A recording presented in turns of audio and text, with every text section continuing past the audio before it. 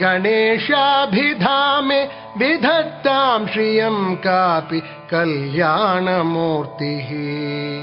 न जानामि शब्दं न जानामि चार्थं न जानामि पद्यं न जानामि गद्यं चिदेका षडास्या हृदि द्योतते मे मुखानि निस्सरन्ते गिरश्चापि चित्रम्। मयूराधिरूढं महावाक्यगूढं मनोहारिदेहं महच्चित्तगेहं महीदेवदेवं महावेदभावं महादेवबालं भजे लोकपालम्। यदा सन्निधानं गता मानवामि भवाम्भोधिपारं गतास्ते तदैव